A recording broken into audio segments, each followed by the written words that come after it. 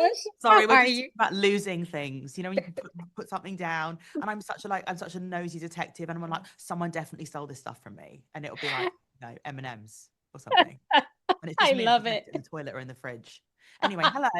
It's nothing like losing your sunglasses and finding them on top of your It's head. exactly like that, yeah. And you just realize you're just old. Yeah, yeah.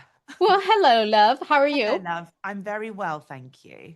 Love the show. Congratulations. Thank you. One of the things that Criminal Record does so well is blur the line between truth and perception.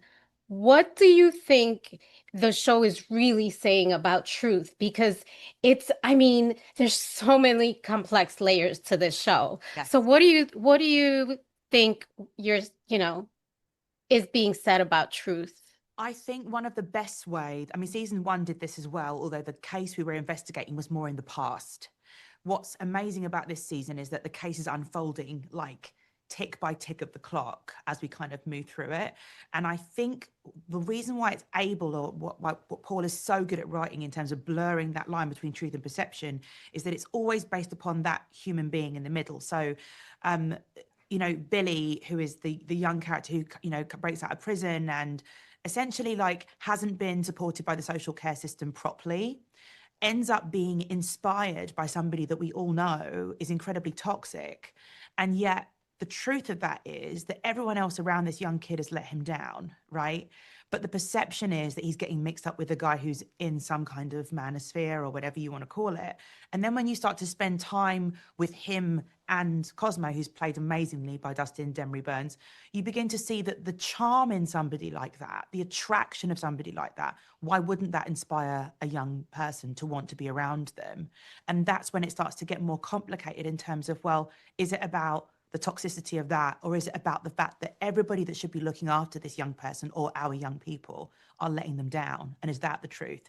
So I think the show is so good at that, rather than saying, here are the goodies and here are the baddies. And June And that struggles with that too. And Yeah. that's what I loved about it. There's so many, it's like you said, it's complicated. There's so many, it's so layered. And in that web, there's power, there's bias, there's manipulation running just through every layer of the story. I hate to use this word, but it's so juicy. Yeah. Yeah. Literally, literally. Why do you think people misunderstand? What do you think people misunderstand about power and the way it operates in systems like this? Because it's so blatant, it's so in our face. I think that unless you are within it, you don't see all the different levels of it and how the knock-on effect of one decision, um, a decision that might be classed as compromising your values could essentially have a good outcome, but something will have to be sacrificed. But what I Mhm. really do like about what it says about power is that for every person like Hegarty, or like any of the corrupt higher ups within our force on this show us that there is a June. And I think it gives us a lot of hope about the fact that there are as many people within these systems working incredibly hard to tell the truth and to search for justice, even at their own detriment, as there are people really making awful, awful decisions. And and I am glad that you mentioned June because I don't want to walk away without asking about this. She trusts her instincts. I mean, to the point where it isolates her. Do you think people are afraid to stand in their truth in such a way where it isolates them? Because she really does. She's almost, it's almost idealistic in a way. But Yeah, there's a kind of yeah, simplicity to the way that she believes her yeah, moral compass works.